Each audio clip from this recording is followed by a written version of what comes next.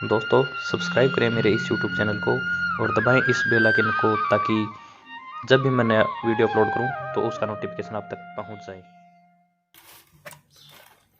Hello दोस्तों, आज हम कोरोना वायरस डिजीज़ यानी कोविड-19 पर निबंध करने जा रहे हैं। इसके अंदर हम उसका सामान्य परिचय करेंगे, उसकी उत्पत्ति है वो कहाँ से हुई, इसके जो संक्रमण है, इसका जो लक्षण है, संक्रमण किस प्रकार होता है और इसको लेकर जो लोगों में गलतफहमियां हैं वो सब बातें इसके अंदर हम चर्चा करेंगे। उत्पत्ति को लेकर हम जैसे कि 1930 से लेकर जो इस वायरस को पहचाना गया था तो उससे लेकर अब 2020 तक के इस सफ़र को भी जानेंगे। इसके साथ साथ हम इसका रोकथाम कैसे कर सकते हैं उन सभी बातों का हम इसके अंदर जिक्र करेंगे। तो सबसे पहले हम निम्न लिखते हैं तो उसके बारे में बताते हैं कि वो चीज़ क्या है। तो इसका परिचय देते हैं। कोरोना वायरस कोविड-19 एक अति सूक्ष्म लेकिन खतरनाक वायरस है। क्या है ये? खतरनाक वायरस है। इसका आकार मानव के बाल की मोटाई से 900 गुना छोटा है। यह वायरस मनुष्य के श्वसन तंत्र को बुरी तरह से कमज़ोर कर देता है। वायरस क्या करता है? ये मनुष्य का जो श्वसन तंत्र है उसको बुरी तरह से कमज़ोर करता है। सबसे पहले ये उस पर ही अटैक करता है। यदि कोरोना से प्रभावित मनुष्य को की रोग प्रतिरोधक क्षमता कम हो तो यह वायरस उसके लिए प्राणघातक सिद्ध होता है। यानी जिस व्यक्ति को कोरोना संक्रमित व्यक्ति है उसको ये है जो घातक बीमारी लग गई और उसकी प्रतिरोधक क्षमता है वो कम है तो उसके लिए क्या है, ये प्राणघातक सिद्ध हो सकता है। अब इसकी उत्पत्ति की बात करें हम। उत्पत्ति की बात करें, मनुष्य कोरोना की उत्पत्ति सबसे पहले 1930 में सन 1930 में एक मुर्गी में हुई थी और इससे मुर्गी के श्वसन प्रणाली को प्रभावित किया था। इसने क्या किया था? मुर्गी के श्वसन प्रणाली को प्रभावित किया था और आगे चलकर 1940 में अन्य जानवरों में भी यह पाया गया। इसके बाद सन 1960 में एक व्यक्ति में पाया गया। जो हमें किताबों में पढ़ते हैं ना कि इसका जिक्र किताबों में पहले से ही है, वो पहले से इस कारण है कि इसको 1960 में एक व्यक्ति में भी पाया गया था। इसके बाद दिसंबर 2019 में इसका विकराल रूप चीन में देखा गया जो धीरे धीरे पूरे विश्व में फैल गया। यानी 2019 की बात करें तो सबसे पहले ये चीन में देखा गया इसका विकराल रूप और धीरे धीरे ये संपूर्ण विश्व में फैल गया। माना जा रहा है कि कोरोना वायरस चीन के वुहान प्रांत के बाजार से मानवों में आया है।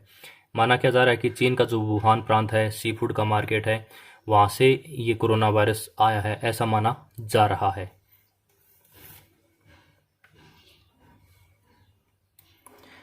अब हम कोविड-19 जो एक वैश्विक महामारी इसको कहा गया है वो किस लिए कहा गया है, ये सब बातें अब चर्चा करेंगे। 30 जनवरी 2020 को विश्व स्वास्थ्य संगठन यानी WHO द्वारा कोरोना वायरस के प्रसार को अंतर्राष्ट्रीय चिंता का सार्वजनिक स्वास्थ्य आपातकाल घोषित किया गया। कब किया गया? 30 जनवरी 2020 को।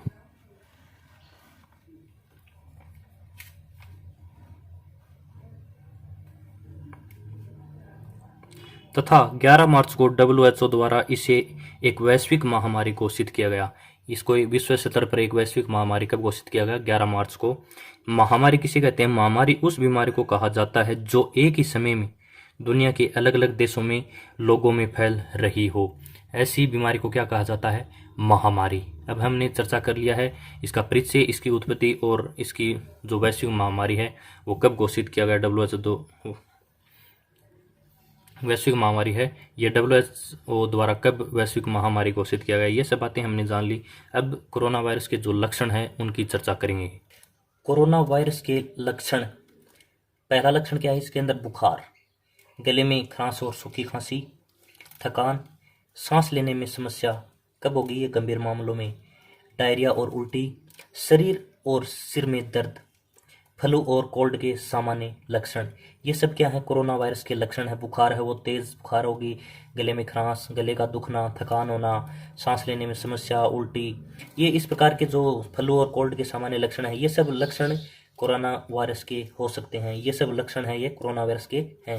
अब हम बात करेंगे कोरोना वायरस कैसे फैलता है।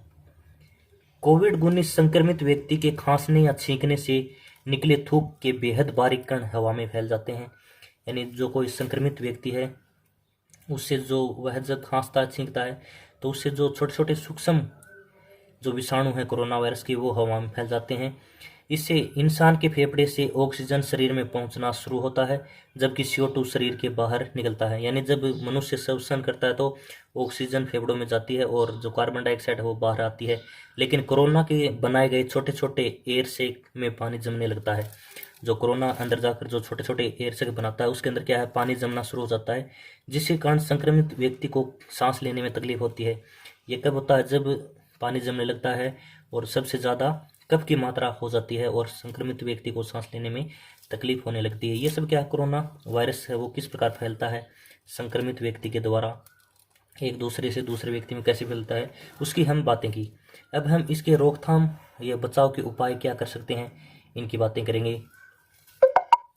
बाहर से घर वापस आएं तो सबसे पहले अपने हाथों को सैनिटाइज़र या हैंड वॉश से 20 सेकंड तक धोएं। सबसे पहले क्या करना है, सैनिटाइज़र से हम अपने हाथों को धोना है और उसके बाद 20 सेकंड तक हैंड वॉश से हाथों को या साबुन से धोना है। घर से बाहर सैनिटाइज़र का इस्तेमाल करें। बाहर हैं, घर से बाहर हैं तो सैनिटाइज़र का इस्तेमाल करें। मुंह पर मास्क पहनें। जब बाहर हैं तब मुंह पर मास्क पहनने की ज़रूरत है। या आप किसी संक्रमित व्यक्ति के पास खड़े हैं या उसकी देखभाल कर रहे हैं तो मुंह पर मास्क पहनना बहुत ही ज़रूरी है। छींक आते समय रुमाल या टिश्यू से मुंह को ढकें। खांसी या जुकाम वाले व्यक्ति से बात करते समय करीब 1 मीटर या 3 से 4 फीट दूरी बनाए रखें। ये सब WHO द्वारा, स्वास्थ्य मंत्रालय द्वारा जारी की गई एडवाइजरी है। अपने हाथ से अपनी आँख, मुंह व नाक को न छुएं। अपने हाथों से अपने मुंह है नाक को नहीं छूना है। हाथों की हथेली व पीछे का हिस्सा और अंगुलियों के बीच के हिस्से को अच्छी तरह से साबुन से धोएं। जब हम अपने हाथ धो रहे हैं तो हथेली का बीच का हिस्सा है, बाहर का हिस्सा है, पीछे का हिस्सा है और अंगुलियों के बीच का हिस्सा है, उसको अच्छी तरह धोना है। अच्छी तरह से पका हुआ भोजन खाएं, यानी अच्छी तरह से पका हुआ भोजन ही हमको खाना है। तो हमने बात कर ली इसके लक्षण, ये कैसे फैलता है और इसके रोकथाम, इसके बचाव क्या है। अब हम इसकी कुछ गलतफहमियां हैं जो लोग फैला रहे हैं तो उन गलतफहमियों के बारे में बातें करेंगे। कोरोना वायरस को लेकर गलतफहमियां। अल्कोहल पीने से वायरस दूर रहते हैं। कई लोग कहते हैं कि अल्कोहल पीने से वायरस दूर रहते हैं। हैंड ड्राई से मरेंगे corona virus. Ultraviolet lamp. Alcohol और क्लोरीन से बॉडी स्प्रे करना। लहसुन खाने से दूर होता है कोरोना। तिल के तेल से दूर रहेगा कोरोना वायरस। एंटीबायोटिक से कोरोना का रोकथाम। तो ये सब बातें क्या है, एक प्रकार से गलतफहमियां हैं। हमें क्या करना है वो हम अब बात करेंगे।